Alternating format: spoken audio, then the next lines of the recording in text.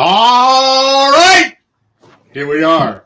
Another episode of Flipping Houses for Rookies. Okay, we're awake. Wow, my voice didn't do good on that one. Episode number 222, Peter. Wow. 22. We should make that the new lockbox codes for our houses. Huh? We'll upgrade it a little bit from the one that we normally use. Okay, episode number 222. You ready, Peter? Yeah. You're gonna like this one. Yeah. You ready? Here Sure. we go. What are you talking about today? What? Using auctions to sell your lease option real estate deals easily. Auction. Okay. Mm-hmm. Okay. Yeah. I've been to a few of those. It's been a while since I've done this, and I got to tell you, I struggled this week to write this week's podcast. First of all, because of time, and second of all, I had to break it up in a few different pieces. I didn't just write the whole thing, and I had to pull from the old noggin to get this one out. I got to tell you that. Oh, that must have been tough. I dug deep for this one, so I hope our listeners appreciate it. So here we go. Okay. Holding houses that don't sell in 30, 60, 90 plus days are what some beginning investors are so afraid of. So much so that they get a rare real estate investor's disease, Peter, called First-Dealitous. That's an infection of the first deal, right? Yeah, there you go. It's an infection of. That's right. They are so nervous about making payments on a vacant house, getting stuck with long-term money pits, dealing with long wasted hours and weekends trying to sell, or just the sheer disappointment of losing a deal and living under constant stress that they never do their first deal.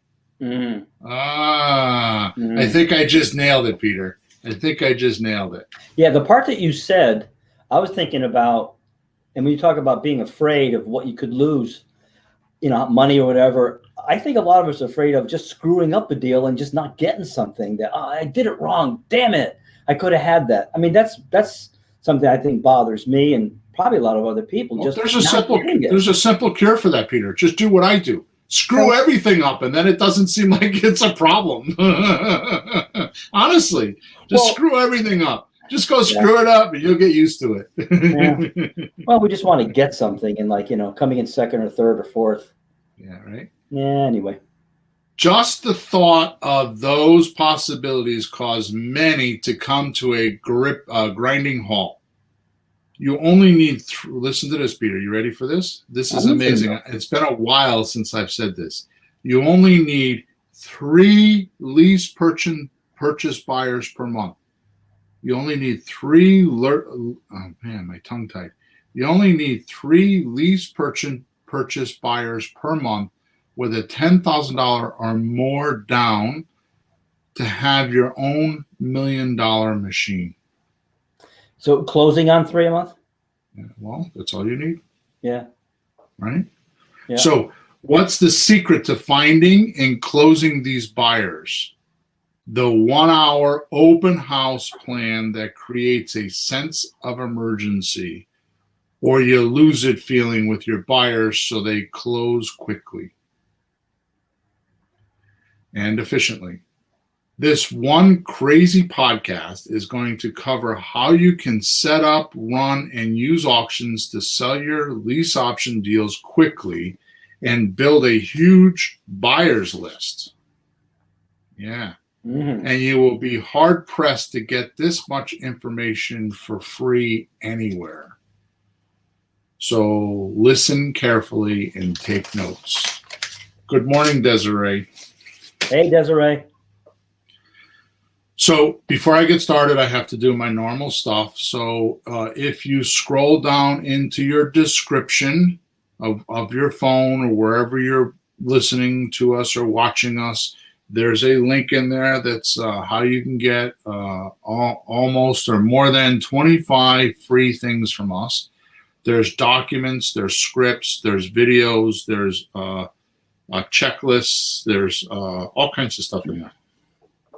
All about creative real estate and all about how to make your business or your real estate business easier.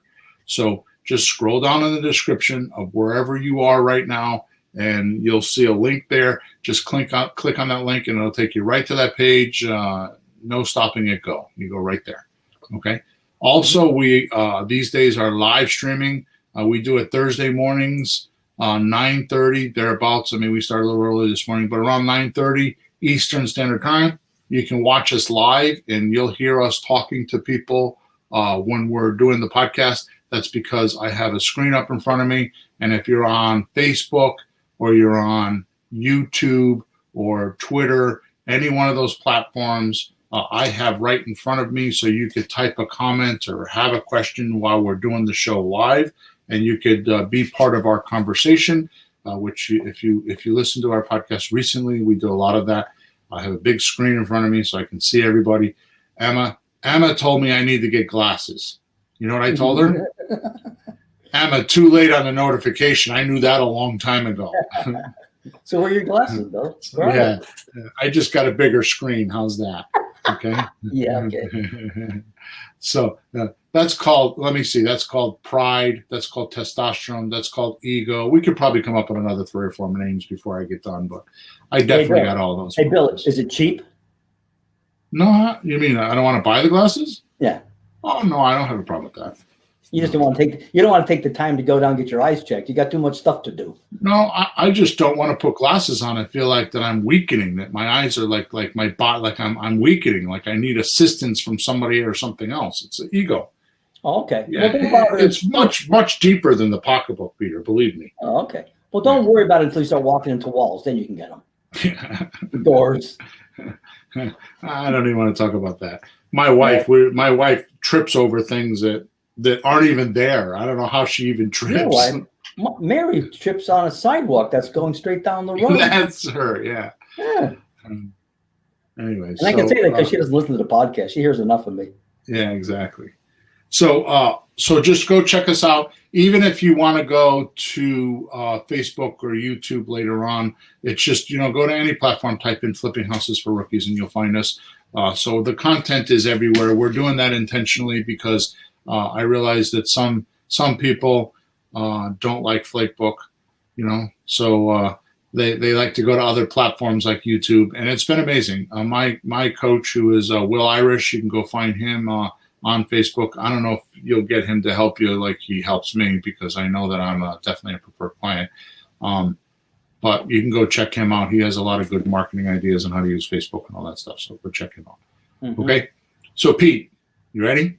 Sure. Here we go. I have a very, very, very personal question to ask you. Oh God. Remember the I Love Lucy episode where Lucy is on the conveyor belt making pies, stuffing pies?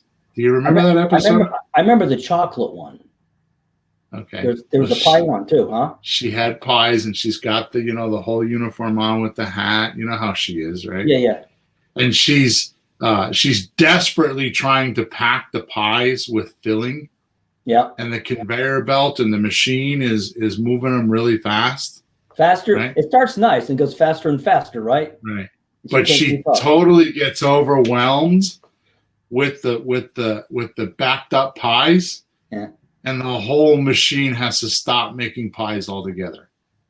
Yeah. Remember that? Yeah. They're hitting the floor. She's trying to eat them. I don't know. Yeah, exactly. There you go. So I don't know if you remember it, but you're it down her front. Yeah, you remember that. Okay, good. So this is the picture I have in my head while I'm portraying my experience on this podcast. Okay? When you have a machine, all the parts have to work, so you end up with a final product at the end. Mm-hmm. Right? So if one little section gets jammed up, right, the machine doesn't work so good. Nope. Right? So what happens is, so here's another example, just so I can make sure I'm really clear about what I'm talking about, because this is really important.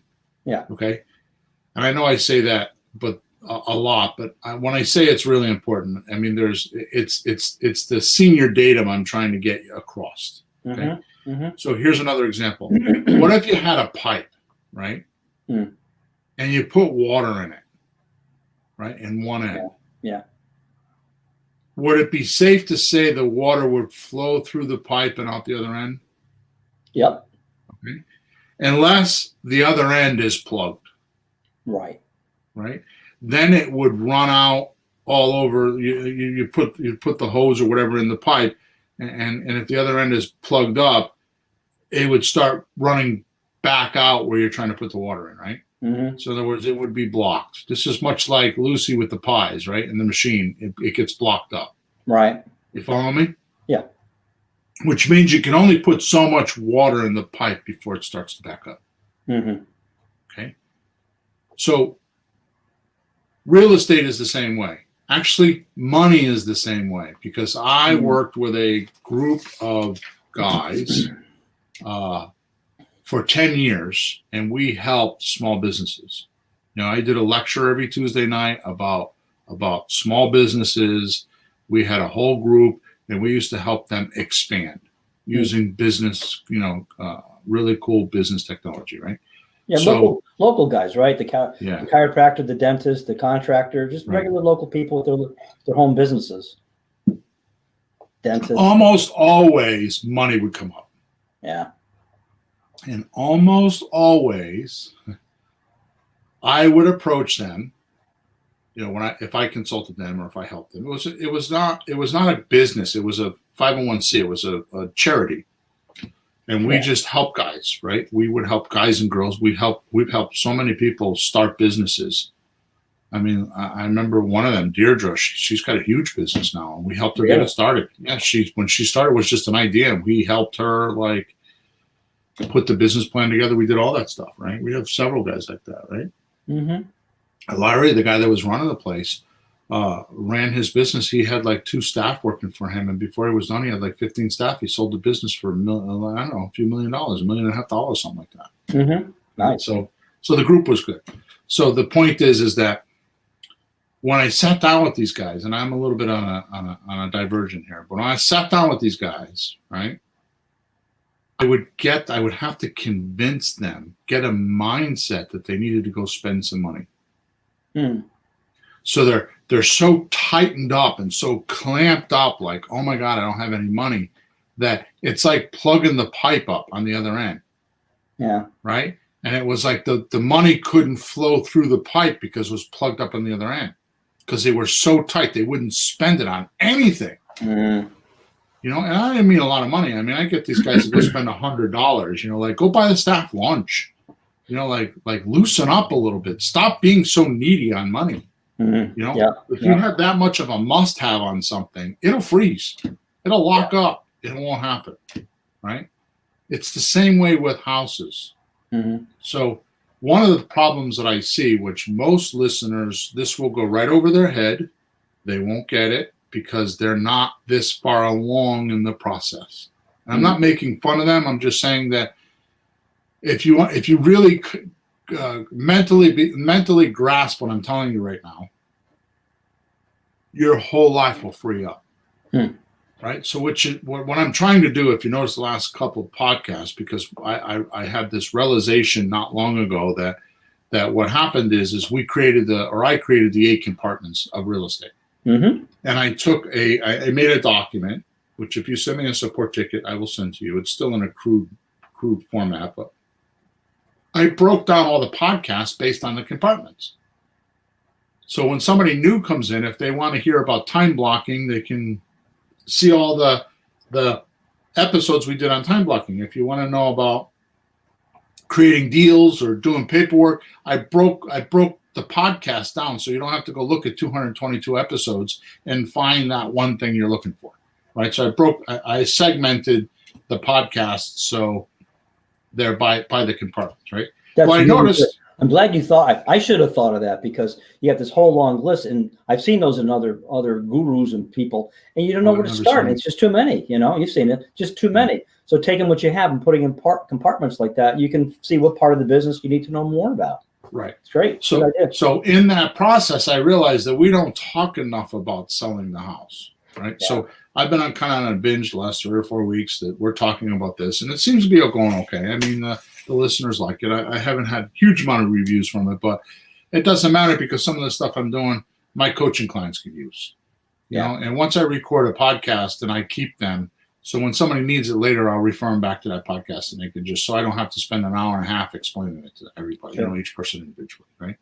So the point that I'm trying to make here is like I said in the introduction, if people are worried about buying houses, that could melt away if they just know how to get rid of them quickly and or have a buyer's list, because the best confidence you can have when you're in someone's house is have 85 people on a list, on an email list or phone list that you can call them and say to the seller, I have 85 people that are qualified and can buy this house right now. That melts away all the confidence in the world. But how do you get those 85 people? Right. So I suggest in the first couple deals, you should take away from the mindset that I need to make 20 grand. You should take away the mindset that I need to make money and make that a secondary thing. And I know that's hard to do, Pete, because a lot of people need money. But if you already have a job and you're already set up and you're already going and you're already living anyways, because you're living, because I mean, you're here. Yeah. Just prolong that another couple months and go out there and get in some houses and just practice. And then when you find a deal by accident, just do it, even if you're not making money, just to get through the process. Because as I mentioned a couple podcasts ago, your pay for doing that deal for very little money is going to be your buyer's list. And that's worth a fortune to you, because now you can go into the next house and you can say, I got 10 people, I got 20 people, I got 50 people, I got 100 people that are ready to buy this house right now. And it just melts away any confidence issues at all. And guess what? The seller's ears perk up, right? And if you do it correctly, they perk up big time. Okay? Absolutely. So you can't keep the houses you buy you can't keep them unless you're going to use them as rental properties, right? But if you keep the houses you buy by moving on to new buyers, well, the acquisition position of the machine will come to a halt, right? So let me rephrase that. So if you don't have a good selling machine, right? Yeah. Then your buying will halt, because you'll have one or two houses that you have all your attention on. Oh yeah. Right? So this is what I call booms and depressions. Yeah. Right? This is kind of like because I own a gas station with a repair shop, so I can explain it that way. So you have the out front, the guy is the service advisor, or the girl is the service advisor. When the customer comes in, they tell the service advisor, this is what I want, here's what's going on. It makes this noise, it does that. She or he writes it all down, and they take care of the car from there. You give them the keys and you leave. They're the ones that call you up and say, hey, it's $3 million. Come pick it up at Friday at 4. Right? So they're like the correspondence between. So they're the person that sells the jobs. Right. So if you're an auto repair owner and it's just you, and you go out front and you sell all the jobs, now all of a sudden you got 13 jobs you got to go do. And then you go in the back and you have to fix all the cars, right? First of all, when you're out front, who's fixing the cars? Nobody. So it gets jammed up. So you go out back and start fixing all those cars. Right? While you're out back fixing all those cars, what's not happening up front? Sales, more business. Yeah. More business coming in, new people coming in, right? Because you're not answering the phone, you're not doing what you're supposed to out front, right? So you get this peak and valley type income scenario. It goes really high, then it goes really low, and really high. This is the same exact scenario with buying houses. So many investors will spend all their attention on, I got to get a house, I got to get a house, I got to get a house. Then they get the house, and the first thing they do, I have 2 coaching clients doing this right now. First thing they do is what? Go work on the house. Got to get it all fixed up, because that's fun. That's the create part, Mhm. right? Let's go paint it. Let's go fix it up. Let's go hire a contractor, whatever. Most people think that's fun. Okay. That's the creative part of the business. The colors and the staging and, the garden beds and whatever, right? That's the fun part, right? Mhm. That's the A&E TV. I'm not supposed to say, that's the TV shows, right? The reality TV shows. Sure. Okay. What they do, just like the auto mechanic, is they stop promoting to get new houses. Mhm. Can't be in two Right. places at once, right? Right. Yeah. And then more importantly, the longer that house takes to sell, if it takes 60 days to sell that house because of whatever, Mhm. then they're totally screwed, because now what happened is it took them 3 or 4 months to make that $10,000, Yeah. because they did it one at a time. They plugged the pipeline, just like Lucy with the pies, or just like the water with the pipe. The pipeline got plugged on the other end. Yeah. And it stopped. Mhm. Okay. So imagine, Pete, if you could sell your lease options in weeks and not months, right? That would give you a lot of confidence to buy a whole bunch, Mhm. right? Especially if you had this buyer's list that I'm talking about. If your product, like I talk about all the time, the day that I realized that I can make more money with my defaults than actually collecting rents and collecting money was the day that my whole world changed, right? Right. If you could shift your mind and tell yourself, oh, well, when I sell this house, the real value of me selling this house is the buyer's list, right? Right. Because that way you can do more faster on the next house or two or three. There you go. That's the There thing. you go. Well, I also like the idea that if you can sell it fast, even if you're stuck getting the house ready and you jam up your pipeline, if it's really quick to sell the house, you'll get right back on it. If nothing Right. else, if nothing else, Right. if you can't figure out how to do both at the same time, at least it's fast and you're That's back correct. in business. That's correct. That's 100% correct. Yeah, I like making a lot of money, but whatever money I make, if I can make it fast, I think I'll wind up with more in the end, especially if I reemploy it, use it for the next thing, instead of waiting a long time and putting all your eggs in one basket. Get it done and move on, get the next one. Right. So I'm just going to drop a bomb here, okay? So how do you keep track of all these people? I've not had that question. You would. So I think that what I'm saying right now falls on deaf ears, because I've not had anybody ask me, how do you keep track of the leads, Bill? Where do you put them? Oh, okay. Right. Yeah. So there is software out right now. Go look it up. It's called Pipeline Pro. Wow. Pipeline Pro. It's not new software, but they're really marketing it. I paid $37 for a lifetime use of the license. Now there's upgrades, and if you want to do marketing, you're going to pay more money. But you could buy this and you can make a landing page out of it, and buyers can go to that page and put their name, phone number, and email address in it, and it goes into your CRM. It's a CRM for $37, lifetime use, lifetime license, right? And you can gather these names. So this is not just the people who show up in the house who give you their email when they're there applying. This is people who might see the house, and if you're interested, send your email, anything you can get. Enter your email here for more information. So wow, that's good. So I thought I'm thinking just the guys who show up in the house, because you get 10, 20, 30, you get more on top of that. That's nice. So I call it my VIP list, very important person list. And the benefit of the VIP list is that we market to the VIP list before we put it on the market. That's right. And you let people know that, right? Yeah. So what most don't know until they start doing houses is, once you acquire a house, it really takes a week to 10 days to like get your bearings and figure out what you're going to do, get the lockbox on it, get it cleaned. It's at least a week or 10 days before you flip, you get it turned around. Mm-hmm. So with a list, day one, you advertise the list. It's like, this puppy's going on the market in 10 days. So if you want it, let's go look at it. Right. Yeah. Now, I know guys in other groups that I'm involved in, they claim the quickest they sold a house was in 8 minutes. But they have like hundreds of people on their email list. Yeah. Right. That's nice. So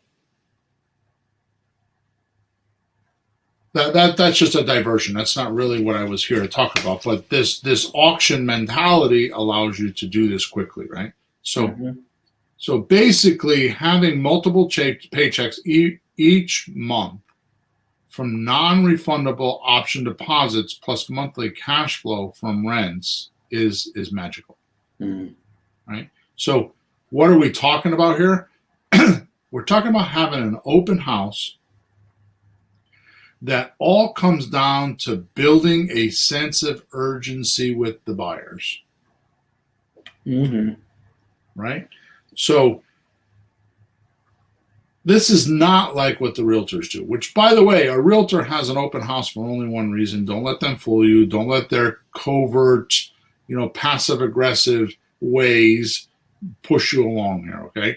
Because, and most of them are, and not all, I know not all of them are, but most of them are, they're having an open house to build their buyers list.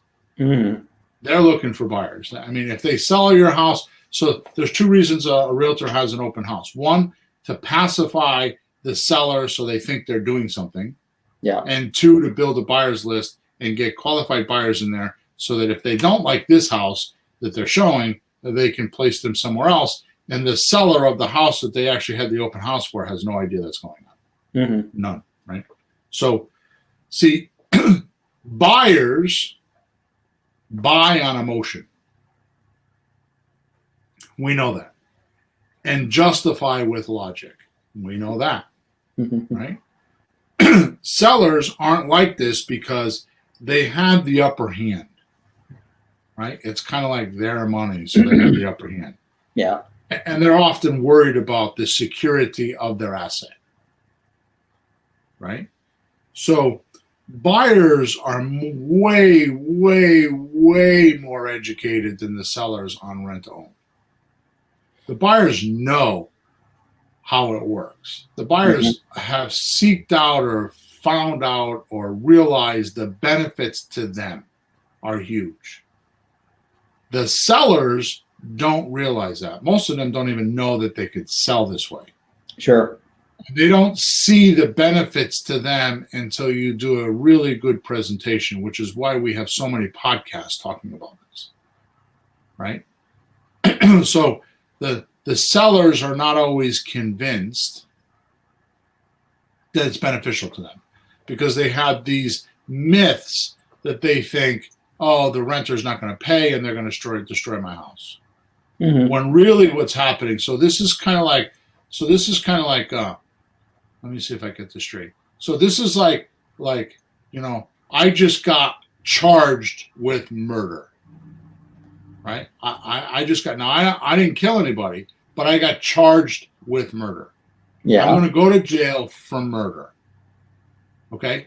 So do I listen to a lawyer that charges me $500 and has done 300 cases like this before?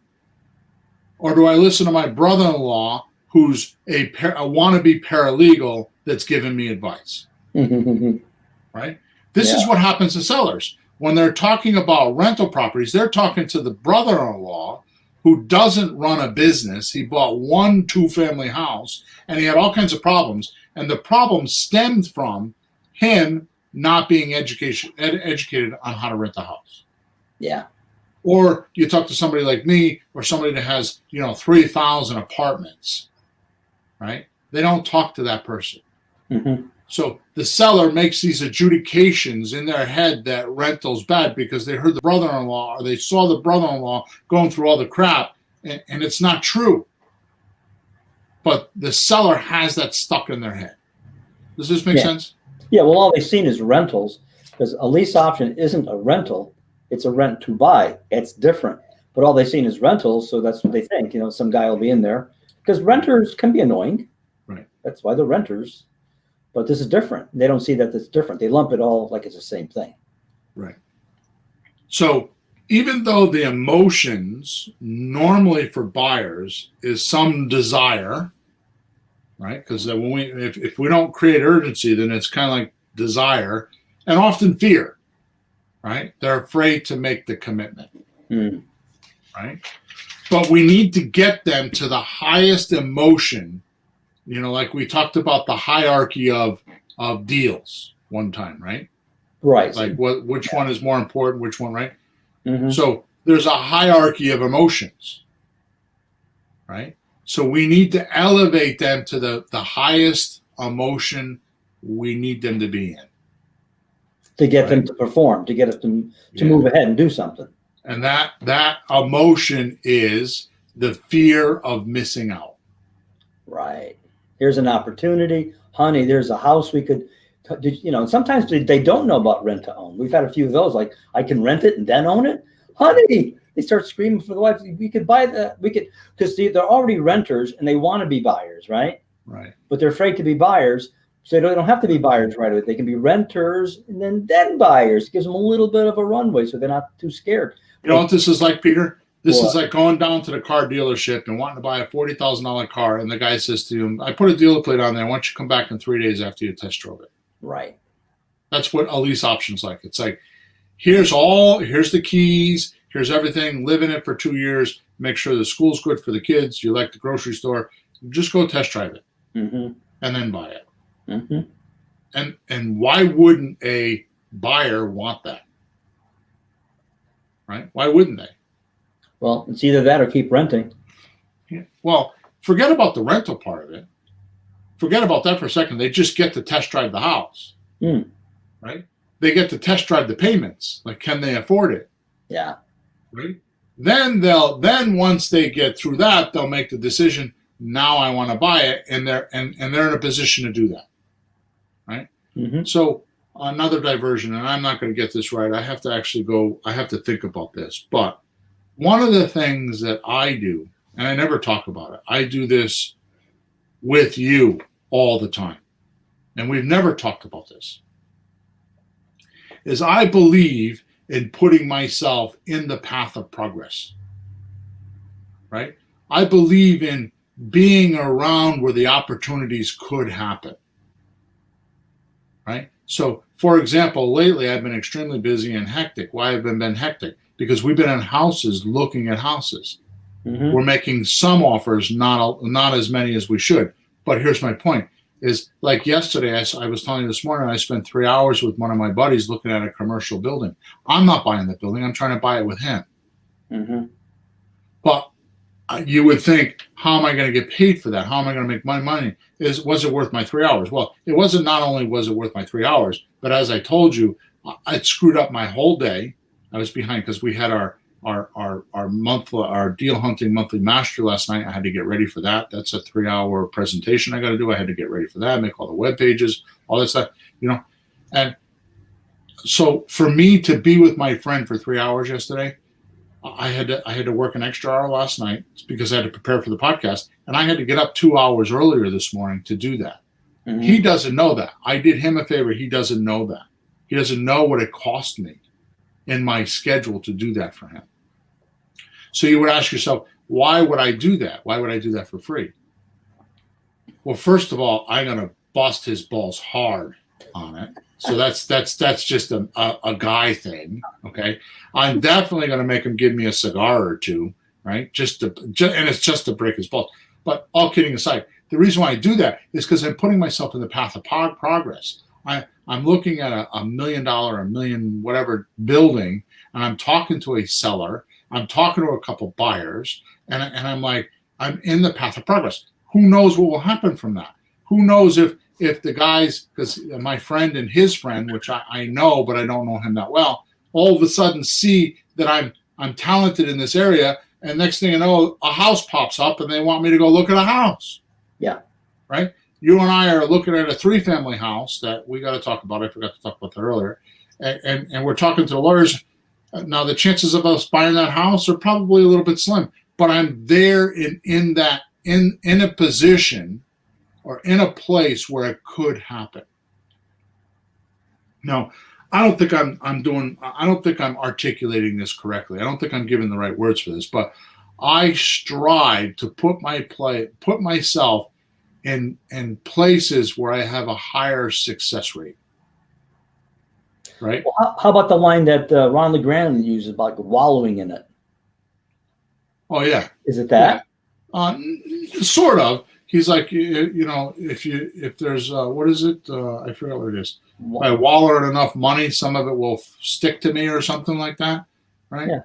So yeah, that's a good way to start. But I'm just trying to get across that even if you're not making money with a deal, there's always an upside. So if you do what we've been pitching, and I have been pitching, I've been trying to sell our listeners on this idea. So don't think I'm trying to make this covert or a secret. Go to Flipping Houses for Rookies.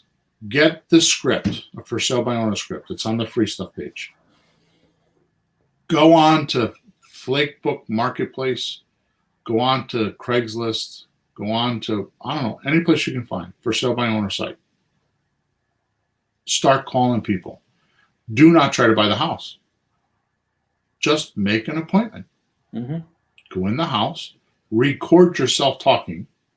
Don't tell them you're recording. You don't need to do that because you're not selling the recording. Nobody else is listening to it. You don't have to worry about legalities, right? Record yourself, and on the ride home, listen to yourself talk. You do that 4, 5, 3, 4, 5, 6 times. You are going to be a lot better off than where you are now. Mm-hmm. But don't try to buy the house. Don't put pressure on. I need to do the deal structuring. I need to know all the math. I need to listen to Bill. I need to listen to. Don't do that. Just get used to talking to people. That's putting yourself in a position of a path of progress because something might happen. Maybe they tell their cousin. Maybe they decide, well, look at the deal we're working on. We're gonna have to work on today. I have to call the guy today. $270,000 house. $270,000 house, right? Mm-hmm. We went in. Needs a bunch of work. We talked about subject 2, right? He owes 170 or 165. Right. Mm-hmm. Mm-hmm. What was my cash offer? 125. And what are we doing right now? With him? A month later, 3 weeks later, what are we doing? We're talking 125, right? Well, didn't we go up a little bit? Right. Well, why are you looking perplexed? We're not talking 170 anymore. While he come back at 135. Yeah. So we're back to 125. He's got that in his head, that 125. So he's coming back at the 125. He wants to negotiate, but he came back. Why is that? I put myself in a path of progress. Yeah. Right? And what did I tell him? One of the deal structures, which I'm way off topic here, one of the deal structures was what? It was very simple. So I said to him, he's got $30,000 that he wants to pay. He's got $30,000. Yeah, he knows he knows the house has too much mortgage on it. There's too much of a loan. It needs too much renovation. You can't quite sell it. So he knows he has to put some money in. And then in a conversation, we found out that he had $30,000 to cover that gap. So he's hoping for 135 just to break even. So we're $10,000 apart because I offered 125 for cash, right? And he wants me to pay 135. So I called him back and I said to him, here's what we'll do. Take that $30,000 and pay it to your mortgage company. So I only owe 135 and I'll take over the payments. Mm-hmm. If you want cash, it's still 125. And what's he doing? He's out doing some research right now. I got to call him today and say, hey, how did that go? Mm-hmm. Path of progress. Mm-hmm. Get enough of those. It's like Hansel and Gretel. Get enough of those breadcrumbs, and sooner or later you'll find your way home. Well, can I tell how I got my first house with you? I'll take 1 minute. Yep. I did just what you said. I started looking for houses. I mean, there's a lot of steps in anything you do. 1, 2, 3, 4, 5, 6, 12 steps, whatever it is. So I figured, let me just do one step. So I did some marketing, like you said. Names started coming in. Okay, step 1, I can get people to call me. Yay for me. This actually works. I called a few people. The lady says, you want to see the house? Holy Jesus, I can see the house? And it was like really 2 weeks after I talked to you. When I called you, I said, Bill, you want to see the house? You were flabbergasted because not everybody listens to you. I don't know why they don't. Anyways, but we were in a house. Step 2 done. We didn't buy it, but who cares? A month or two later, whatever it was, we're in a house from the outflow of that marketing I was doing. He didn't sell us the house either. He was hemming and hawing. But on the way out, you turn around, you go, hey, you know of any other houses? He goes, yeah, my buddy's selling one around the corner. Jesus Christmas. He wouldn't have told us that if you didn't ask him. He didn't even know the address. We bought that house and made like $28,000, didn't we? Yeah. And he didn't even know the address. It's, take a left and a right, you'll see it. And then we see the dumpster, we see the guy, and we walk up and says, and a day later we came back and bought the house at 20. Yeah. I got my half of that chunk and stuck that in my pocket, and holy crap. But it wasn't like just direct line, boom, boom. It's like this. Who cares? You just keep meandering and asking questions, and you find those little gems. It's a path of progress. Yeah. All right, let's get back to the pot. That gets back to our topic. So we want to create this sense of emergency when we're selling. We want as many people as possible, even the looky-loos and the tire kickers, in the house all at once. A feeding frenzy. All the fish are going after one piece of bait. Right. With all the action and people milling around, the buyers start to get the idea of the house has some urgency. The sale of this house has some urgency. It's in the air. Yeah. Like I know a few times you and I, John says, if you get enough breadcrumbs, you can make a sandwich. Laugh out loud.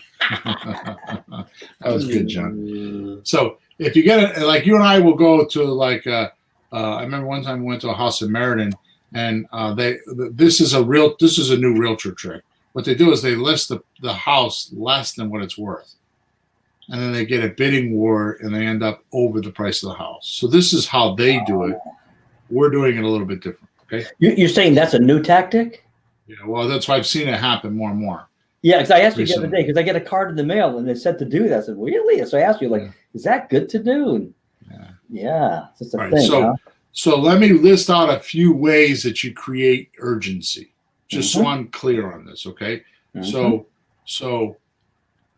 the first thing you need to do is you need to make sure that your phrases and your advertising have urgency.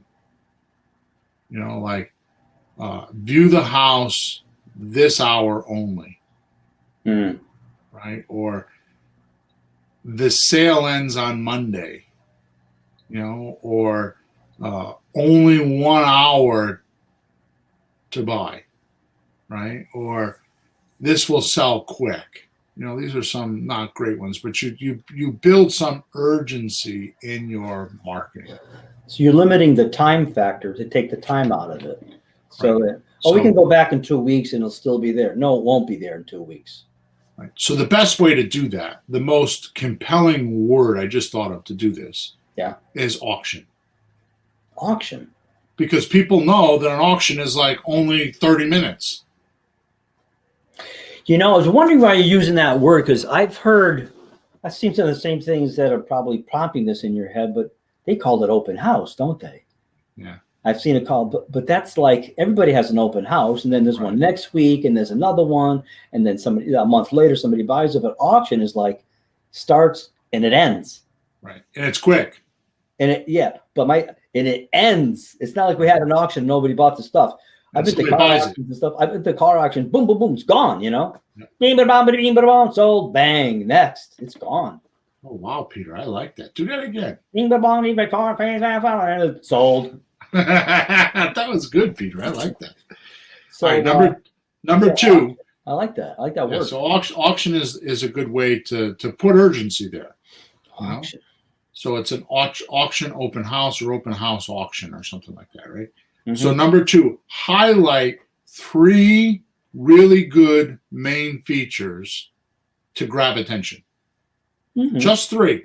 Don't babble on. You don't need 3 bedrooms and 2 bathrooms, and just 3. So pick 3 of the best features of the house. Now you're saying the house, because you always say that in the rent to own lease option, the house isn't the real key; it's the financing. So right now you're talking about the house itself, or the financing, because that's supposed to 3. Okay. So buy this house, no bank qualifying, with a 60 by 60 great room, a built-in swimming pool, and 2 blocks from the school. Got it. So yeah, the financing is the real kick, but those other features make it a good house for them too. Yeah. Okay, good. Right. So 3, like you just said, compress the length of the time for the open house to be down to like 60 or 90 minutes. Mm-hmm. So your only chance to buy is in this auction that's going to be over within 60 minutes. Yep. Right. Number 4, use sign overkill. So normally we put out like 12 or 13 signs, 14 signs. Put out 50. Yeah. Sign overkill. Everywhere put signs out. House auction. Oh, how about public auctions? Is that good? Yeah, you could do that too. House auction. I like house auctions. Yeah, without bank qualifying. Imagine that. House auction without bank qualifying. Yeah. Okay. And how about some big banners right on the property? Some big, We're gonna cover that. Yeah. All right. So, but you're right. So, create a spectacle around the house in the yard, which is what you're talking about. A what? A spectacle. Oh, okay. Around the house. Yeah. I said skeptical, but a spectacle. Oh, okay. So you're going to want to put up balloons and signs and music, and we're going to go over that in a couple minutes. Okay.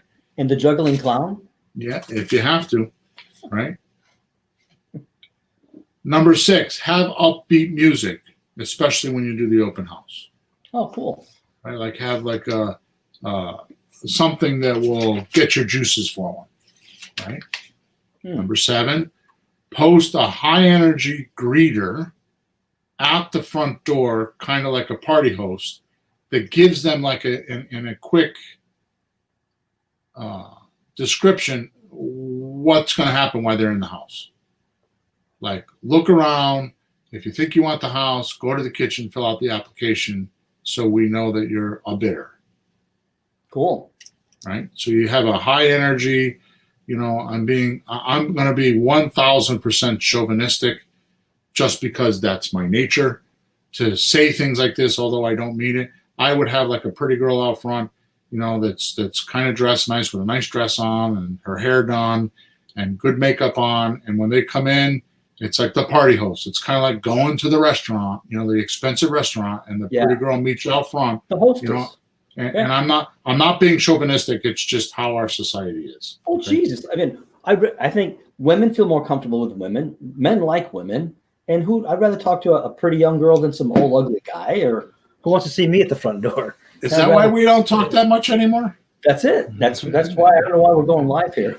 I have to get it communicated. That's pretty and young, huh? That's it. Anyway, so just I'm being overboard right now, but that would help.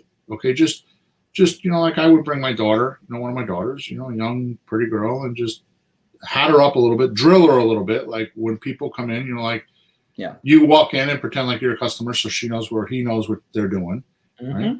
And you go from there.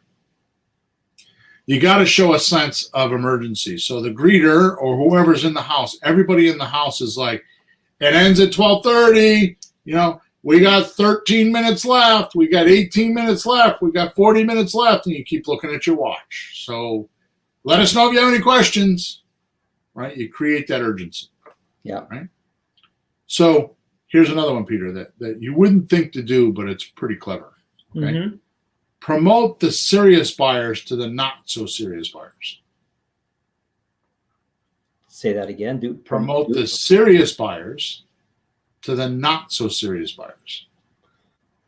Can you explain that? So you're in the house and you're talking to Joe and Alice, and they're pretty serious. Yeah. So you leave them and you go and you speak to Ed and Jane. And Ed and Jane are kind of like right on the fence. You say, okay, Ed and Jane, you do what you want, but I just spoke to Joe and Alice over there, and they're pretty interested. So, I could take you or leave you pretty much. Yeah. Right? Because I have this serious buyer over here. Now, I'm going to take that one step further, which is number 10, carry a folder with the applications in it and kind of flaunt the folder like, here's all the applications I have so far. That creates urgency. You don't have to show them the applications, but just say, here's a folder. I've got 6 applications. I've got 3 applications. I got 2 applications. I got, 15 applications. Right? Yeah. Now, Now, here's the magic, Pete. Here's the magic. Here's the auction mentality. Mm-hmm. Okay. What if you were in the kitchen of this house as a buyer, filling out an application, and there were two or three other couples doing the same thing? I was sitting at the table with you. Or on a counter, just in the kitchen. Oh, They're on the counter, on the stove, wherever, but they're filling out applications too. Oh, geez. When the application asks these questions, and these are not hard questions because I didn't look them up for the exact words I use, I just pulled them out of memory, right? Mm-hmm. So when the application asks, what's the most you can use for a deposit currently? What's the most you can use for a deposit currently? Yeah, and they see other people answering that question. They're going to go, honey, what's the most we can do? Because they see there's competition. Like, if we don't put a good number, we lose. So, honey, what's the most we can do here? 10? Right. No, 12. We can do 15. Okay, 15. Right. Or what about, or more important, before I move on, you can say, you think your mom can lend us $5,000? Yeah. Right. So, or the other question is, what's the most amount you think you can afford monthly? Mm. Yeah. Right. Yeah. So when they're in a room, the kitchen, aka the kitchen, or wherever you set up the application center, it's usually a kitchen, and there's 2 or 3 or 4 people filling out applications, it creates that urgency, or it's gonna make them, like you said, feel like they got to do it. So do you think all the other people filling out the application and many more, so you got many people walking around, so you got 2 or 3 people in the kitchen and you got 3 or 4 people walking around now, wouldn't they, like you said, put the highest amount of money there? That's the auction mentality. Like, I might lose this. Yeah. I better put my best foot forward. As opposed to them being in the house by themselves, or you trying to show them house one at a time, right? Yeah. The auction portion, which, by the way, the auction portion of a lease option is done with the auction portion, like the bidding process, is done with the deposit and the monthly payment. Right. It's not done on the price of the house. Okay, the price of the house is set. All you're auctioning is the deposit money and the monthly money. You're trying to get the most you can, right? So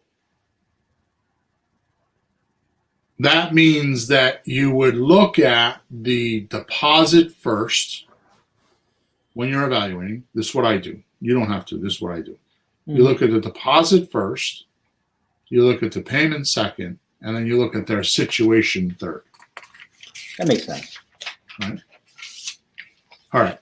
So we good so far? We get the concept of the auction and building, building urgency and how we can do that. Well, that makes a lot of sense. I got one other idea. Imagine walking into the house in the middle of it all, and they see a couple people walk around and 2 or 3 filling out applications. They're immediately going to think, must be a good house. Yeah. This must be a good house. They start looking at it. That must be good. Right. That closet, I guess it's good. The backyard, it's good. Right. They're just going to think that, like, should we bid on it? Because there's other people. It'll just give them like a group think of, if everybody says something's bad, people think it's bad. If everybody says it's good, they think it's good. They just follow a little bit. So it definitely changes their acceptance level of, is this a scam or not? Oh, yeah. The acceptance level is much higher because when they go in there and there's all these people in there, then they're going to be like, there must be something to this. And remember what I talked about?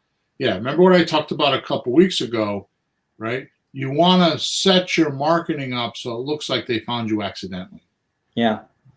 Right? So that's what the signs are going to do. Right? All right. Now I call that accidentally on purpose. What is it? I call it accidentally on purpose because there's 50 signs and a bunch of banners and a juggling clown. Right. Okay. But you didn't go knock on their door. They found it. Right. They saw it. All right. So now let's do a mini checklist on how you set one of these open house auctions up so you can create this urgency. Just because I'm me and I have to do that, right? So number 1, get this pretty house, because you're going to do this with a pretty house, ready to sell. Yeah. Okay.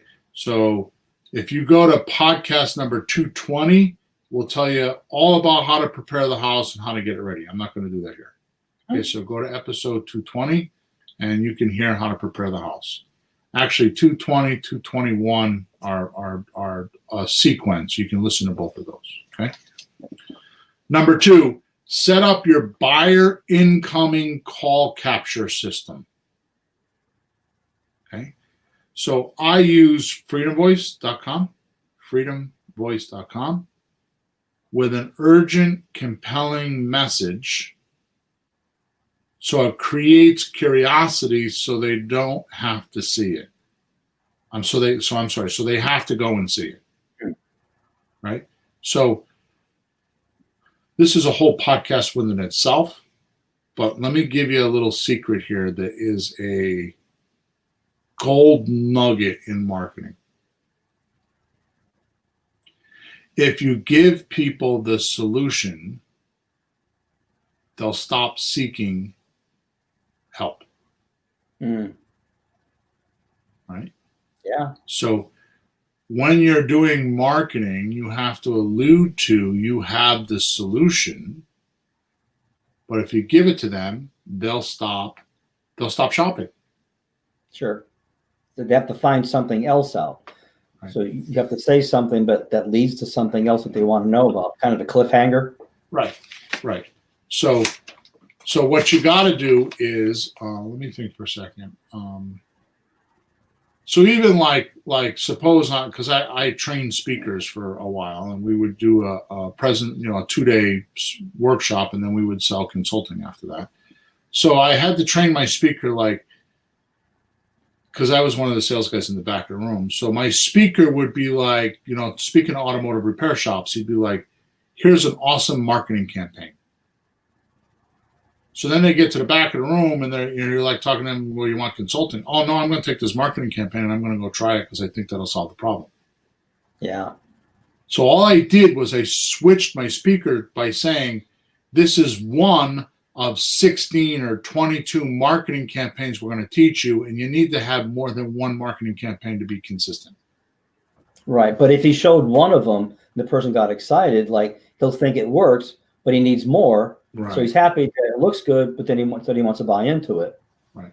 So it's like a come on type of conversation. Well, I think you said it well in the past, and I learned this from you, where you tell somebody what something does, but not how it does. Mm-hmm. Like this marketing campaign will get you more people, more coverage, increase your income, but you can't explain everything. There's details, but if you want that result, the marketing campaign will do it so that they want it and they want to find out how. Good. So let's get out of the theory bucket and just give an example because it'll explain it. Right? Sure. So the compelling message is Saturday, 12 noon, we're going to have a 1-hour auction on how you can buy this 3-bedroom, 2-bathroom house on a rent to own. That's it. Yeah. It's compelling. You're curious. No bank qualifying, rent to own, and an auction. We have listeners on this call right now that are listening just for that reason. Like, how do you do that? Mm-hmm. Right? Yeah. So that's number 2. Set up your buying income to capture calls. Use Freedom Voice. Okay. I also told you earlier that you can go to Pipeline Pro,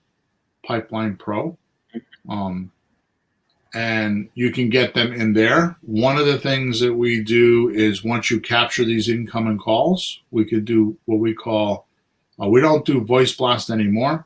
What we do is we do voicemail droppings. So the phone doesn't ring, but it leaves them a voicemail. It's non-ringless voicemail. So when they just go to their voicemail, they see that you left the message and they listen to it. Mm-hmm. Right? But they didn't get the phone call. They didn't answer the phone. Mm-hmm. Okay. Number 3, market for the buyer, right? Marketing for the buyer. So signs around the neighborhood 4 or 5 days before. Like I said, 40, 50 signs. Like you really blast it, right? Are these all handwritten? Oh, yeah. Yeah. So it looks pretty real too. It's not generic. Right. Then you want to go to Flakebook Marketplace. right?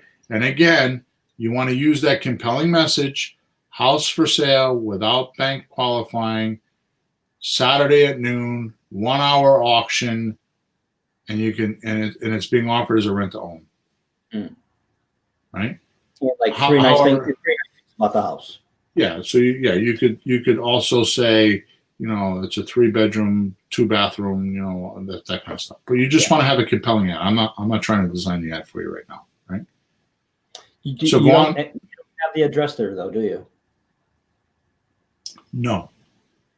Yeah. No. So what I would do with Flickbook Marketplace is I would put a link on there and send them, if you get Pipeline Pro or have some sort of CRM, send them to an opt-in page where they can put their name, email address, and their phone number.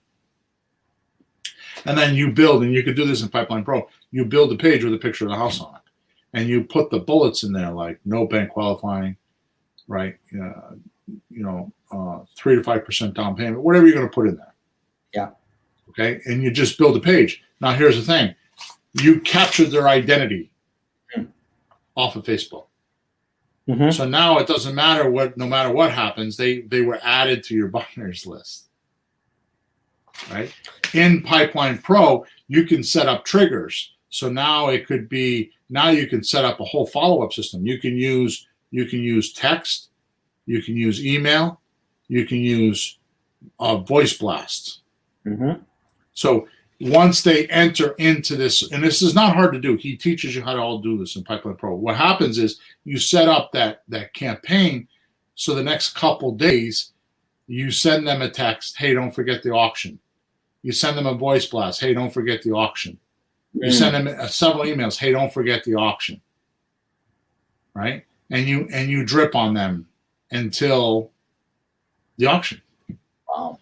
When you said you could use Pipeline, do they also have the voice message like Freedom Voice, or you need Freedom Voice as well? So the Freedom Voice is to capture the identity.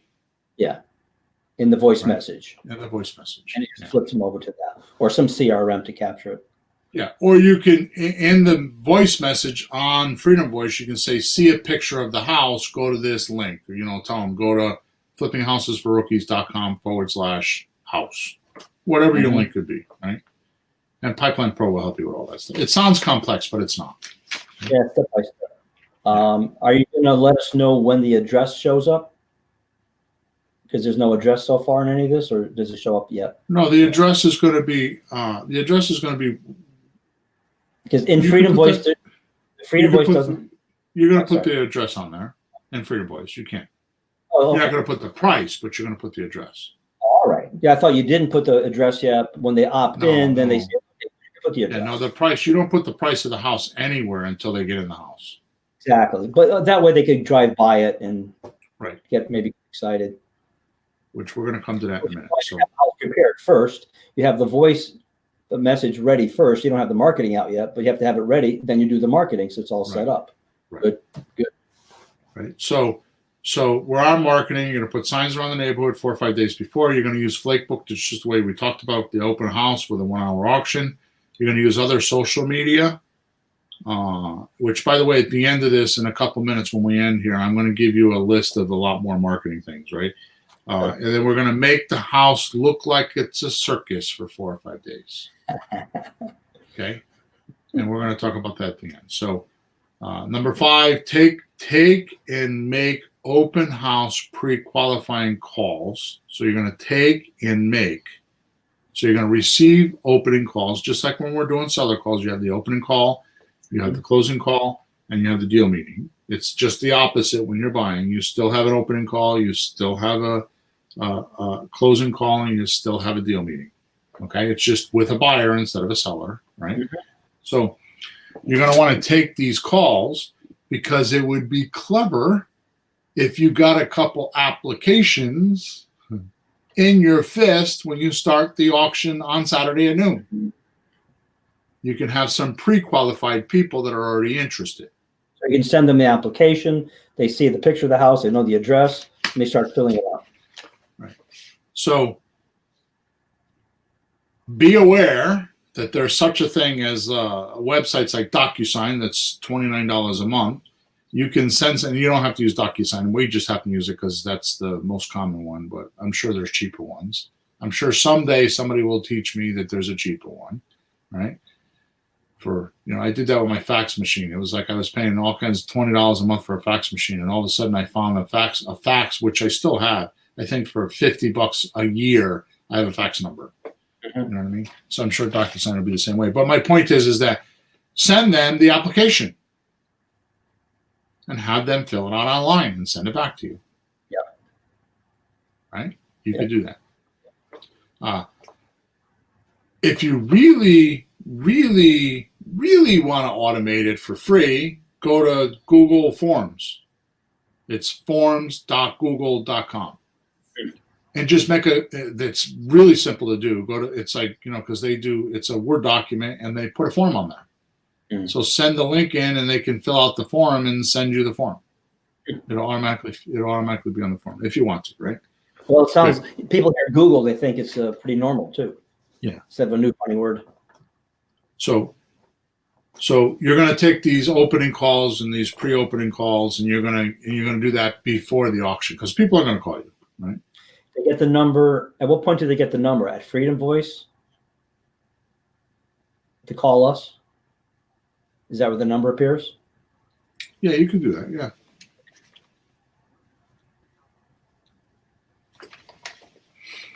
Good. Okay. Then so number one, let's just back up. So number one, you're going to get the pretty house ready to sell.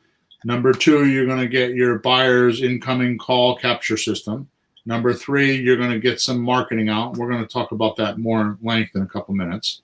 Number four, you're going to take opening calls and closing calls and try to get some pre-qualified applicants in your pocket, in your back pocket, right? Mm-hmm. Then number five, you're going to have your auction, your 1 hour auction. Mm-hmm. Okay. And number six, you're going to collect as many apps as possible by creating urgency in the house. And you're going to take a large refundable deposit. So you want to get $1,000, $2,000, $5,000 down. Mm-hmm. Okay. And you're going to take those deposits with the applications, and you're going to tell them this is going to help them get approved. So you don't have to do that, but I definitely would not take an application with a $25 deposit. It's a house. I would like to see at least $500. I want to make sure that they're ready to go. Okay, so get as much as you can for a deposit, and if they don't buy the house, you'll give it back to them. But if they buy the house, you're going to negotiate the check. Mm-hmm. Okay. Once you have all your applicants, and here's the magic, Peter. Once you have all your applicants, okay, auction's over. So Saturday afternoon or Sunday, you start calling each of them. Now, the realtor does this, but we're going to do a little bit different. You're going to start calling each of them and tell them that they're close. Mm. Even the guy that's the highest number, you can tell him he's close. You need to give me your highest and best deposit amount and your highest and best monthly payment amount. Yeah, that's a realtor tactic. You could be the highest one, and they ask everybody for the highest. Mm-hmm. It's like you didn't win, and then you put more money. Right, and you cycle through until you've got two or three good ones. Yeah. So you might do this 2 or 3 times. Like, mm-hmm. Oh, okay. Really? So I say to you, Peter, what's the best you can? What's your highest and best for your deposit amount and your monthly payment? So give me a couple numbers. Well, I can do $12,000 on the deposit, and I think we're up to like $1,800 for the monthly payments. Okay, so I think that's close. Let me call my other buyer and see if I see where he's at, and I'll call you back. Oh, okay. Right. Yeah, let me know. So, because he has a bid in too, so I want to be fair to everybody. Right? Sure. So I call you back and say, can you do a little bit more? Yeah. Right? So, Pete, I want you to take a deep breath.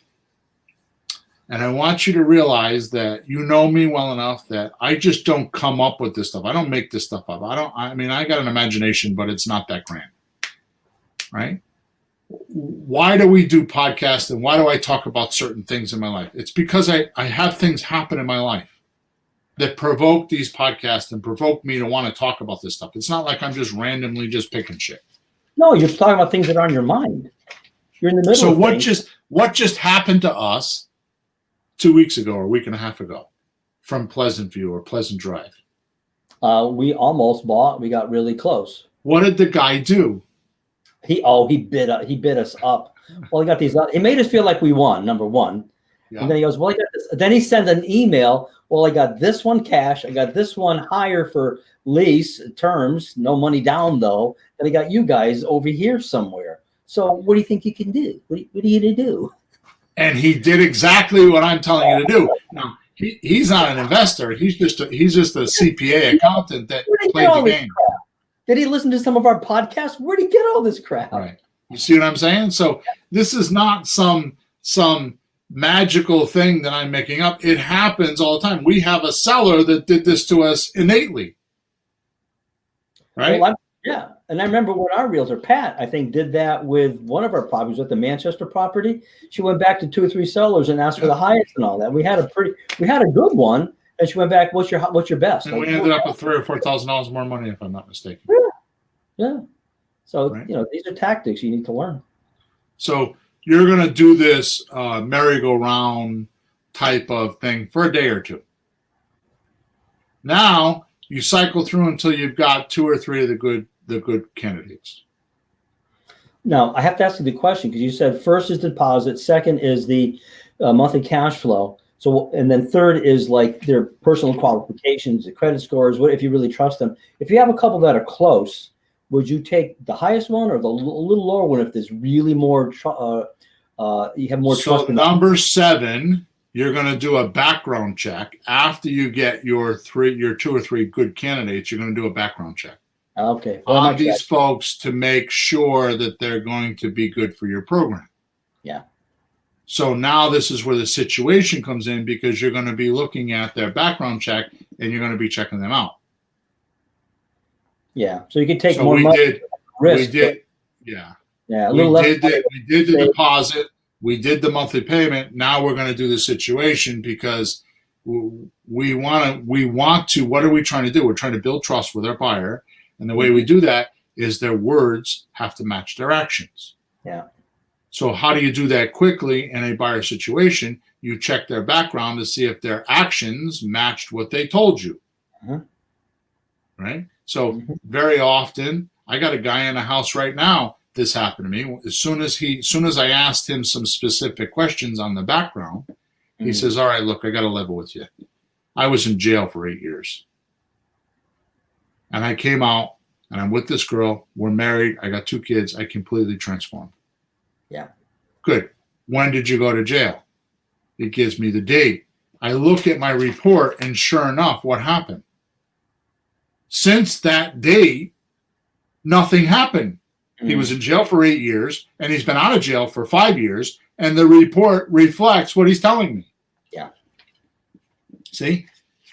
So, or conversely, the lady that wanted to rent my condo said, I'm going to give you 6 months in advance and start paying you each month from that to be 6 months ahead on that. Well, that sounds good. You come on over. Credit check, eviction, assault charges at court. Like, I call it like, bye-bye. Yep. Sorry, I don't need that aggravation. Yep. Oh. And these sites do this from many different angles. So where do you do that? There's many sites to do this with. I've recently been talking about cozy.co. So it's cozy.co. They charge $25 for these background checks. Well worth it. We just started using them, so I don't have much to say about them. I have coaching clients who use them and brag about them. Okay? So you do your background check.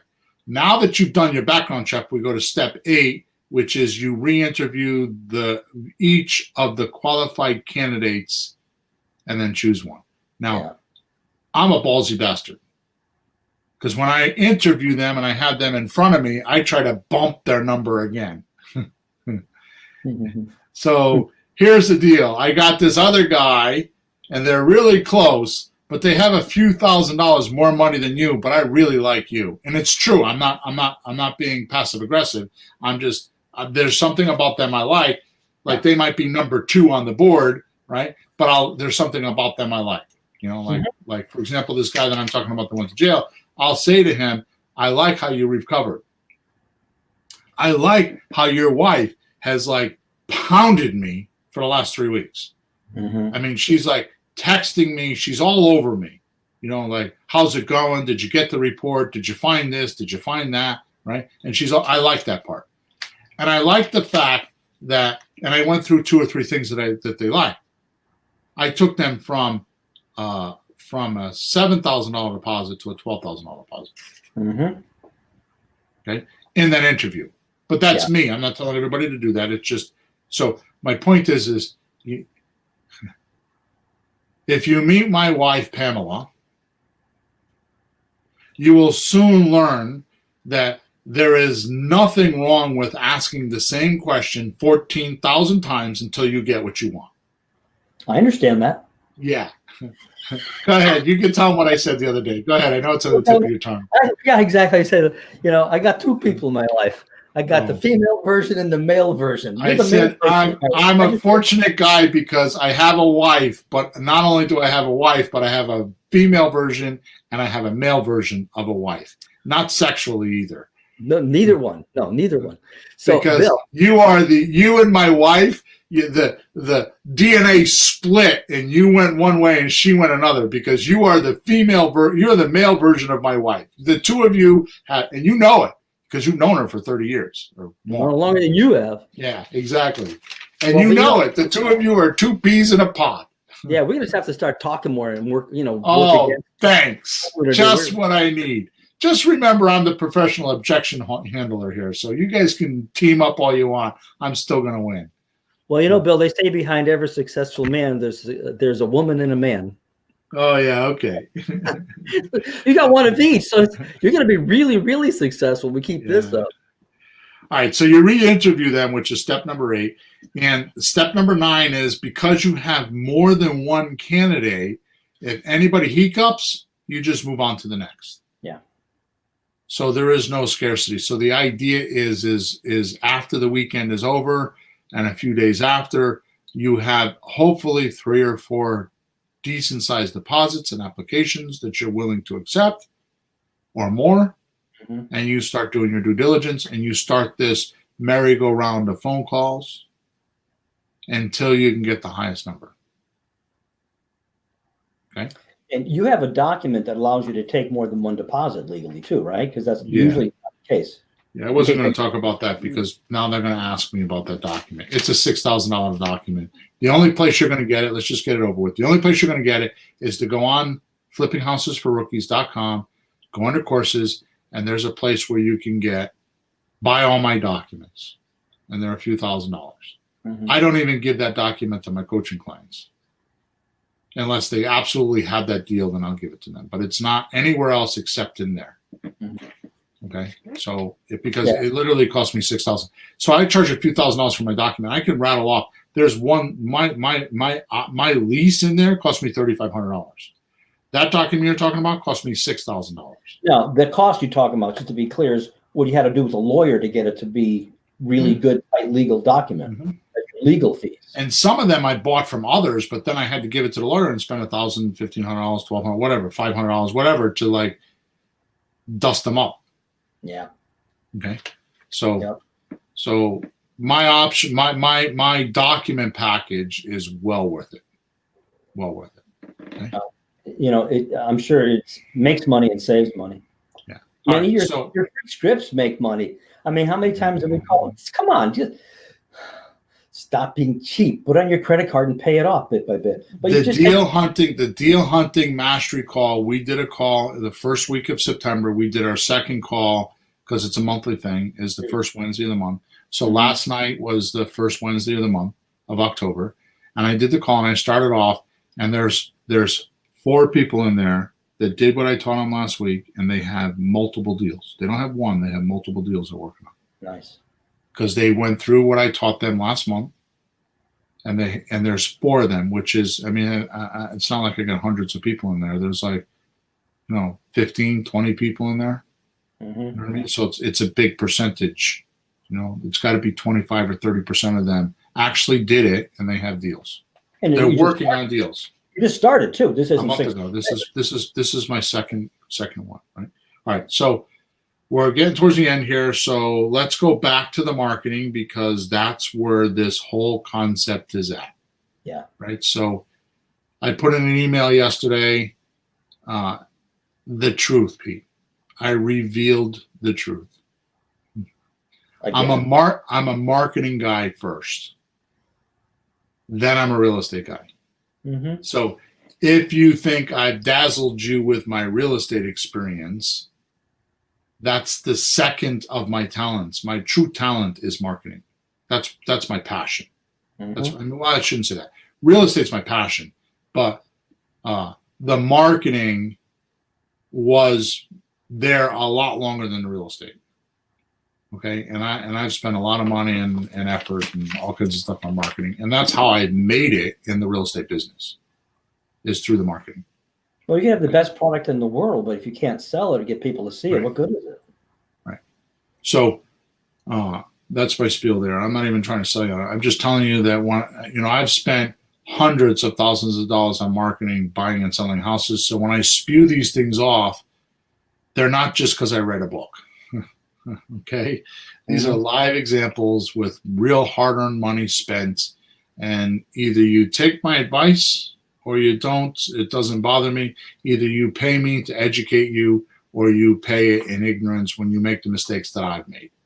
So you're paying either way. It's which way do you want to do it? You want to take the shortcut and get help with my courses and my coaching, or do you want to try to reinvent the wheel and go do it yourself? Because you're not saving money that way. As a matter of fact, most of the things that I teach, if you notice, they're stories. They're parables.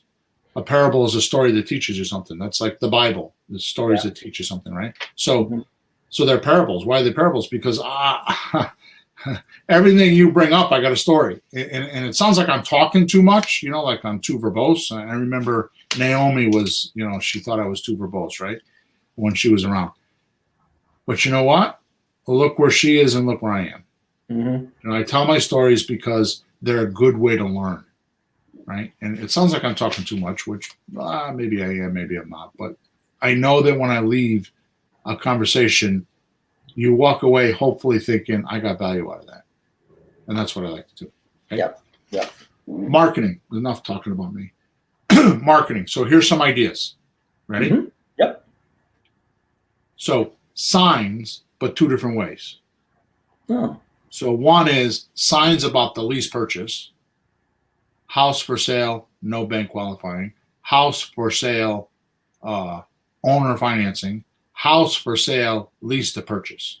Those are three different examples, right? And they go to your free recorded message.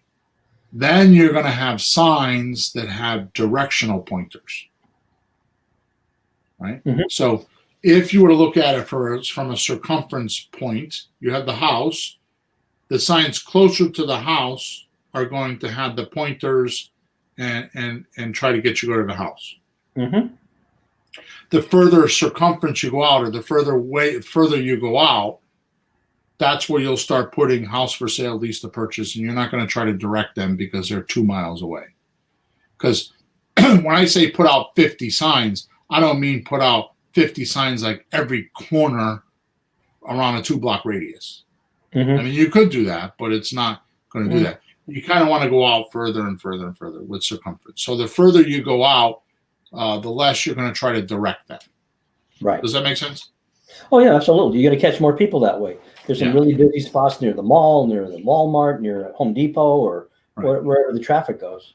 Yeah. So on those houses, going back to what you were talking about, I'm sorry, on those signs, going back to what you were talking about, you're going to put the address in there because they can put the address in their GPS and find you. Yeah, well, that's different than when this first started. We didn't have that at all, did we? So that's a bonus nowadays, right? All right, good. So number 3, Zillow listings with an open house. So you're not promoting the house, you're promoting the open house. And again, use urgent words, your compelling message, like I talked about earlier, use that compelling message. Okay. 4, obviously Craigslist, you would do the same thing. Yeah. Okay. Number 5, Flakebook Marketplace, which we just talked about. Okay. And use the compelling message. Use pictures. Use lots of pictures. Okay. Yeah. Then you have Facebook ads in the neighborhood with the address and a radius. So now you can go in and buy ads in Facebook Ad Manager. Yeah. You can set your ad up, so you put your compelling ad in there with pictures and a description and all that kind of stuff, right? Even a link that goes back to your website that you made in Pipeline Pro. Right? This is not hard to do. It's harder to explain than to do it, right? Mm-hmm. Did you get what I just said? Yeah, it links back to the pipeline. So you're going to create an ads manager that will go out. Facebook will distribute that ad for you. Mm-hmm. So Facebook needs to know who are they going to distribute that ad for you. Who should they present this ad to? Yeah. So what you're going to do is you're going to put the address of the house in like a mile radius or half-mile radius. Mm-hmm. So Flakebook knows where those people are because they have their addresses and stuff, right? Mm-hmm. So they're going to present people in the neighborhood with that ad. Yeah, because you can pick the radius from the address, right? You pick. Right. So it's going to present those people with that ad. So what you want is a compelling ad that says, house for sale, auction, on this house, or however you're going to, some compelling ad, which I'm not here to teach about the ad right now, but you want a compelling ad, and then you're going to pay to have Facebook put it in front of people in that neighborhood or around in that radius. Yeah. Right. So you can do that. Facebook is very liberal. Obviously, we've talked about this before, but they are not good. They don't want you to get within 10 miles of somebody's address because Zuckerberg is afraid of his own shadow. So he thinks everybody else is like that. So he doesn't want anybody to find him. So he figures everybody else is like that. So Facebook is very liberal about not releasing that information or letting you get too close. Okay, so there's other ways around it. I'm not going to teach that way now, but you can actually. I know a guy that was doing some marketing for someone that had a government office. They used to fill out documents for they would have to go to the office to fill out documents, and he made it so the Facebook ads only showed up at that specific address. So while they were in the waiting room on their phones and on Facebook, the ads would pop up, say, "Hey, you don't need to be sitting in that office right now. You could do this from home." I didn't know they'd be that specific on an address. Well, you can't. Facebook won't let you. But this guy, my buddy Will, that I talk about, figured out how to do it. Yeah. Okay. So, but that's advanced strategy. But my point is that Facebook doesn't allow that. But you can do a radius, and all I'm saying is once the ad is presented to that person that's within that half-mile radius, there could be a link there that says "Learn More," and it could send them to your web page with the opt-in and all that kind of stuff. Okay. That's all I'm saying. Okay.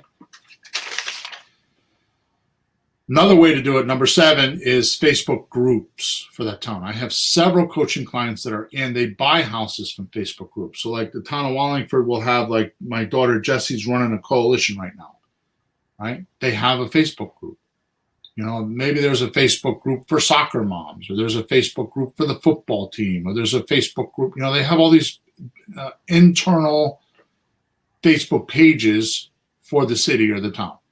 Like, I don't know. Just go look for them and you'll find them. So you get inside those groups and you email the administrator and say, "Hey, I have a house for sale. Do you mind if I post it?" And then all of a sudden now you got 20,000 people or 10,000 people or 5,000 people that live in that town that see that ad. Okay. Right. And even if they're not going to buy it, they know people who might want to buy it. Right. Somebody's looking for a house. Hey, there's a house in our neighbor. You want to move in near us? They'll let them know. I didn't put this on here, but you just remind me of something. We used to do a postcard campaign. It says "Pick your neighbor." Oh, right. Right. So we have a house. Do you have a relative or a friend that you'd like to put in the house because we're selling it for no bank qualifying? Yep. So pick your neighbor. So that's another one that you could do. What you do is you go to melissadata.com melissadata.com, and we would buy a radius list. So what we would do is we would put the address of the house in there and then go out a half a mile, and it's as the mailman walks. So they give you postal routes. Mm-hmm. And for like, I don't know, $18, I would buy like 2,000 names, in the neighborhood, or 500 names, or whatever it was, right?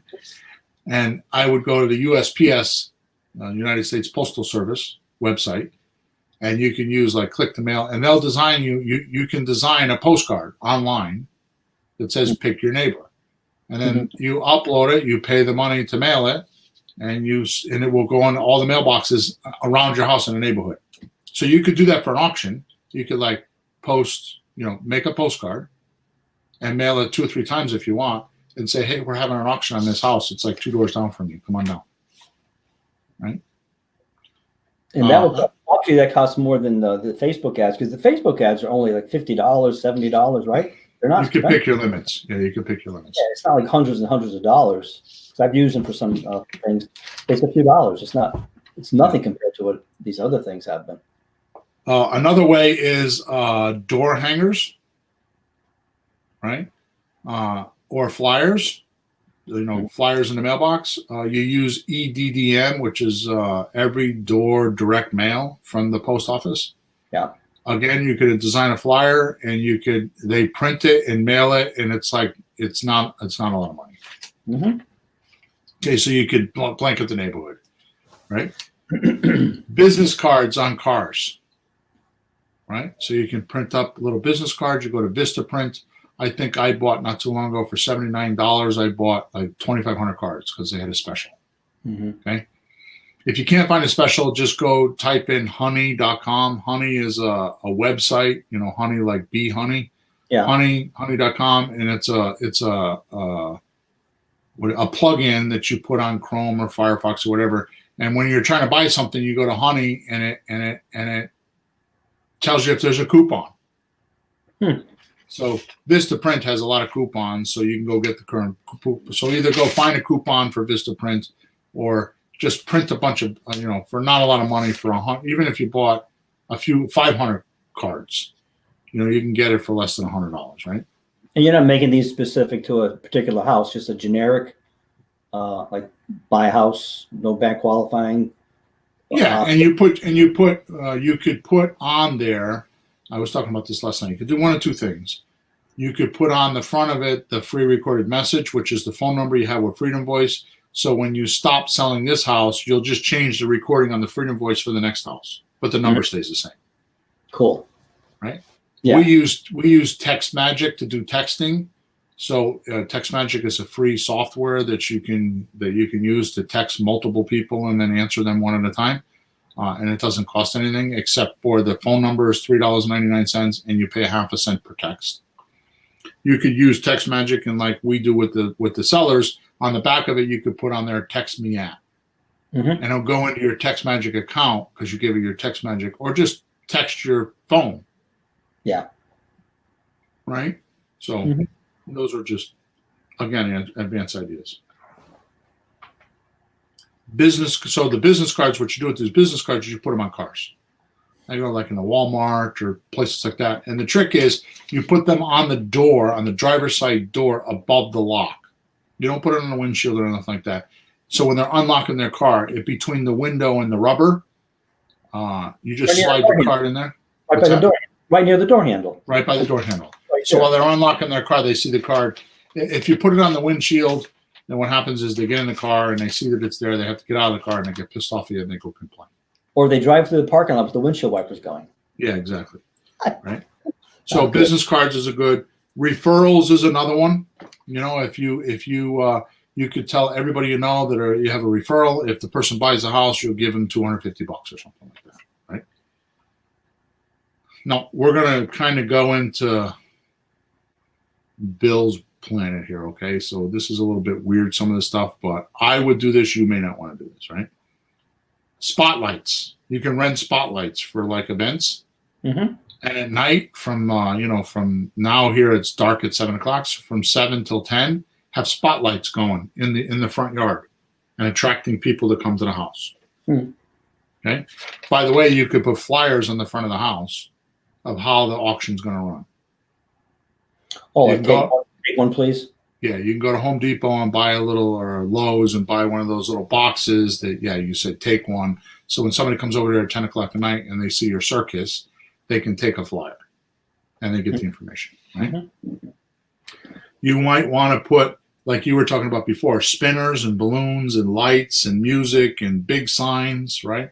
All over the front of the house. You want to make it look like a carnival. Yeah. Right?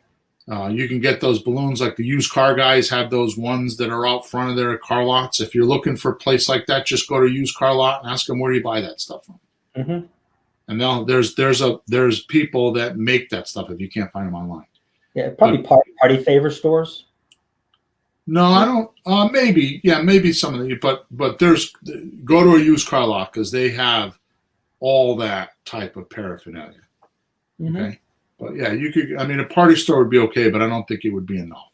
Yeah. Okay. Right. You're gonna want to get banners. You can go down to, and you can buy banners on Vistaprint.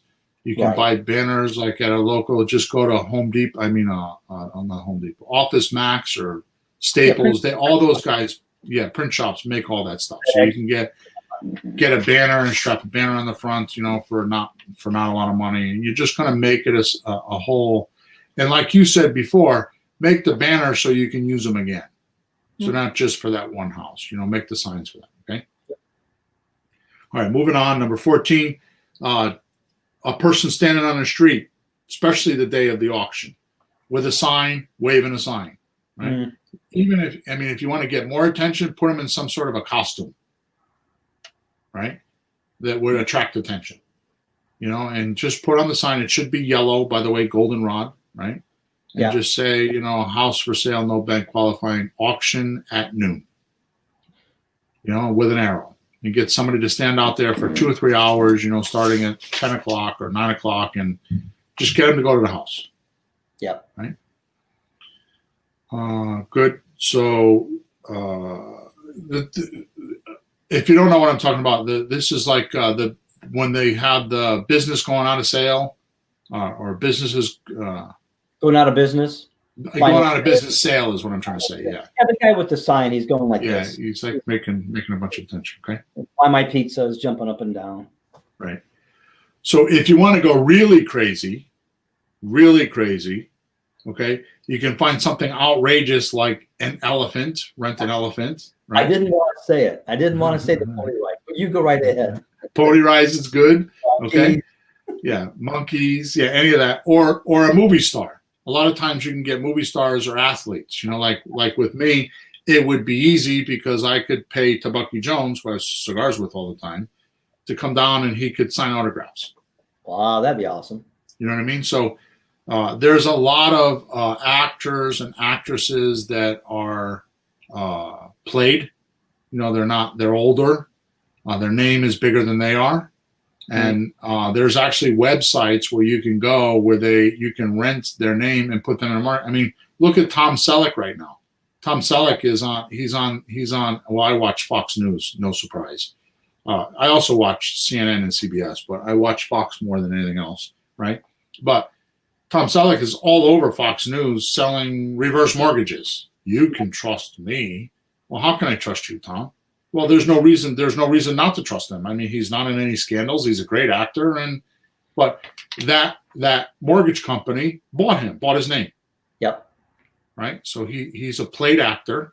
He's pretty much not making movies, not doing anything else, and he wants some income, so he'll rent his name, right, and his image. So you could do that. I mean, this is outrageous, but I'm just giving you ideas.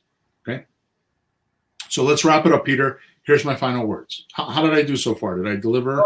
That's good. It's a great technique.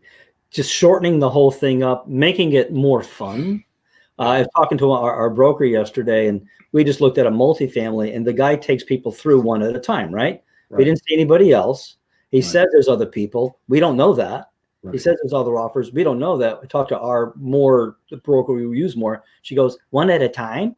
She grabs people in groups and shoves them through so people see there's a bunch of other people here too. So there's other people there too. You see them. She's clever. She's very clever.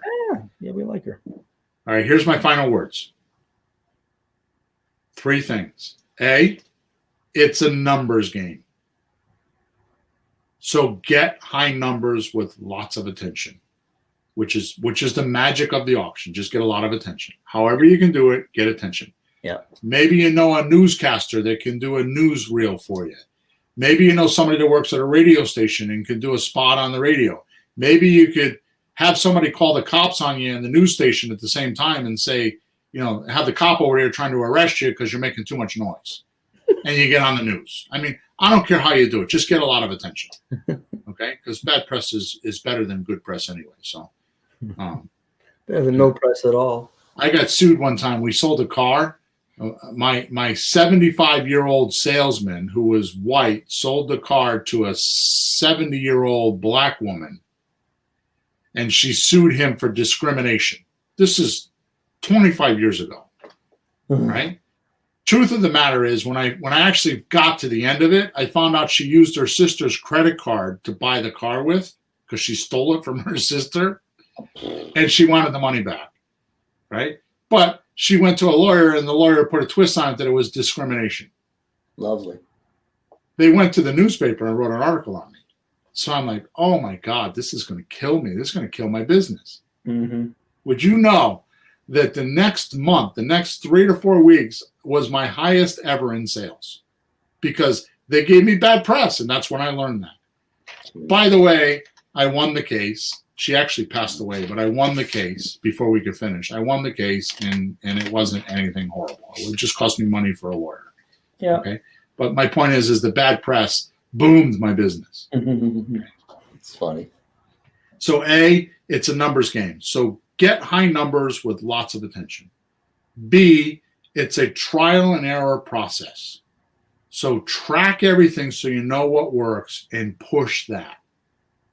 Right? Now, you could do that in one campaign. So you could be marketing for 3 weeks, and the first week you notice that you're not getting any calls off of a certain thing that you paid $200 for. Pull it. Spend the $200 somewhere else. Okay. Or it could be just as simple as when you do this house, you know what worked and didn't work. So when you do the next house, and as you continue, you'll get better and better and quicker and more people. Okay. C, consistency is crucial. Okay. Potential prospects need to see your message multiple times so it seems real to them. So have the signs, have the Facebook ads, have the newspaper ads, which, by the way, was one of the things I said. I didn't think I said it. It was newspaper ads that are on the internet. So like my local newspaper, I can buy an ad with them, but they'll put it online for me. Right? So I can go buy an ad for them and put it online. So, have the mailings in the mailbox. So if they see it multiple places, we do this when we're buying houses, right? I just released an email not too long ago about figuring out your farm market. You go get a list from a realtor, which will gladly give it to you on the last 12 months worth of sales.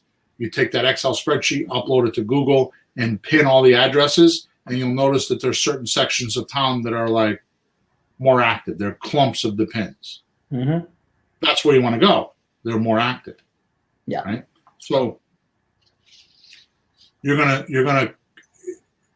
I don't know where I was going with that, but anyways, the point is that I know where I was going with that. So when we would find those clumps of what we would do is we would send yellow letters to that clump of, that area where that clump of activity is. We'd send yellow letters, we'd put out signs, we'd put business cards in gas stations, sometimes magnets on the pumps, sometimes inside. We would put flyers. We had a company called Bullseye Flyer, which was a local company, and we would put flyers in the mailbox. Point is by the time I got in the house and I handed them my card, they would say, "Oh my God, I see you everywhere." But they didn't. They only saw me in 3 or 4 places because I went to places because I studied the neighborhood and knew the drive paths, and I went to places I knew where they were. So when they saw my sign, they saw me at the gas station, they saw my thing in the mailbox. That was enough to think that I'm everywhere. So now I'm standing in front of them with a business card that looks like my sign, and they're like, "Oh, I see these signs everywhere." It's more real to them. So when you're selling, you want to do the same thing. You want to be everywhere. Okay, and the more campaigns you have, and the more things you do, the better off it is. Okay? Make sense, Peter? Absolutely. Sounds All like right, good. What's that? Oh, that's fun too. Yeah, it's a lot of fun. You know, it's the kind of Right. thing. The less you do, the more you're going to worry is it going to work. The more you do, the more you're going to feel confident because look at all the stuff I'm doing. This is going to work, and that's going to make it work better. Just besides the actual thing, just your own attitude. Yeah, you just need to make the house a spectacle so everybody remembers. You know, when they drive by, you're like, "What the hell's going on over there?" You know, big sign out front, auction. You know, December 31st. You know, whatever it is. You know. Mm-hmm. All right, good. So before we get out of here, I just want to remind people, please leave us a review. Go to flippinghousesforrookies.com. If you scroll down on the page, the podcast is there. Right below that is a place for you to leave a review. I've had amazing success lately with people leaving me testimonials. So go to flippinghousesforrookies.com. Top of the page, it says testimonials. I have software right on the page where you could type it in, you can leave an audio, you can do a video live if you want, or you can upload a video if you want, and just leave us a testimonial. There's lots of them on there, so I really appreciate if you've done that. If you haven't, take a moment to do that. I feel like we give a lot of content here, and it's a good way for you to get your exchange in with us, so you don't feel like I'm giving you a lot and you're not giving me anything, because I have a lot of people on the phone that tell me that. Also, make sure in your description you scroll down and click on the link wherever you're watching us. If you're listening to us on a podcast, scroll down to the description, or Facebook or Twitter or YouTube. It's in the description. There's a link there for free stuff. Just go. There's 25 documents, scripts, audio files, all kinds of stuff, videos, all kinds of stuff there that are for free to help you get started. And just give us some feedback, because we like to hear that, and we like to know what you want. If you have any suggestions about what you want to hear about or a topic, just send me a support ticket, which is at flippinghousesforrookies.com. Top right hand side says support. Send me a support ticket, and we'll see if we can. We've done that in the past where somebody has a topic that they're struggling with and they want us to talk about it, so we'll make a podcast about it. Okay. Absolutely. Thanks, Peter. Thanks, Peter, for being here with me. And we are over and out. We'll talk to you next week.